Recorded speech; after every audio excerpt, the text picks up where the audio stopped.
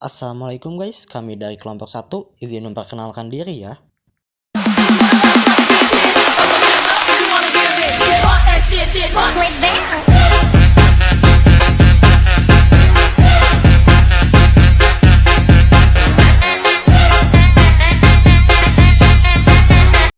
Nah guys, ancaman NKRI dalam bidang ideologi ada 6 aspek. Yang pertama, ada liberalisme, yang kedua komunisme, yang ketiga separatisme, keempat fundamental, kelima entrosentrisme, yang keenam animisme dan sekularisme.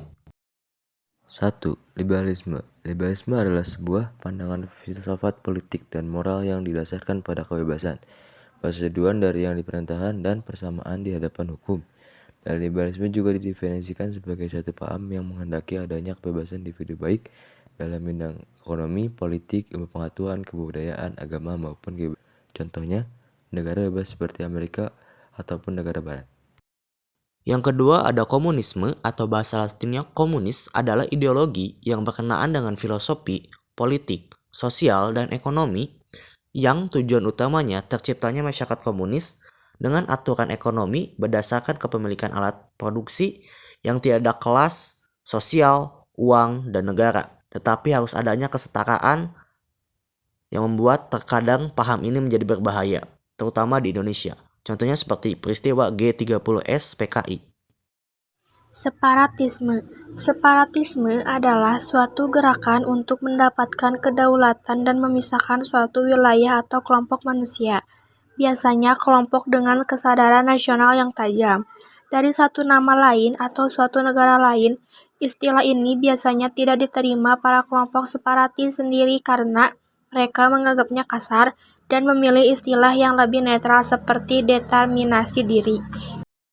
Nah, yang keempat ada fundamental, yaitu politik yang menjadikan agama sebagai ideologi berbangsa dan bernegara, yang dimana paham ini menjadikan agama sebagai basis ideologinya dan agama dipakai sebagai pusat pemerintahan dan memimpin tertinggi suatu negara tersebut. Dan yang memimpin suatu negara tersebut haruslah petinggi agama atau orang yang mengerti agama. Contoh dari sikap fundamental ini adalah terorisme atas dasar agama. Contohnya seperti organisasi ISIS. Etnosentrisme. Etnosentrisme adalah penilaian terhadap kebudayaan lain atas dasar nilai sosial dan standar budaya sendiri.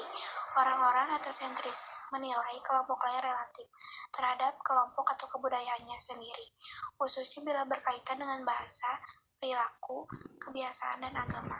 Contohnya, merasa diri mayoritas dalam suatu circle. Animisme. Secara singkat, animisme artinya kepercayaan bahwa manusia, binatang, dan tumbuh-tumbuhan memiliki jiwa atau roh tertentu. Kepercayaan animisme memuja roh, termasuk roh orang yang sudah meninggal. Ada juga yang memuja pohon atau binatang yang sebenarnya bukan benda dari materinya, melainkan jiwa atau roh yang ada dalam pohon binatang tersebut. Sekularisme. Sekularisme adalah ideologi yang menyatakan bahwa sebuah institusi atau badan negara harus terdiri terpisah dari agama atau kepercayaan. Sekularisme dapat menunjang kebebasan beragama dan kebebasan dari pemaksaan kepercayaan dengan menyediakan sebuah rangka yang netral dalam masalah kepercayaan serta tidak mengistimewakan sebuah agama tertentu.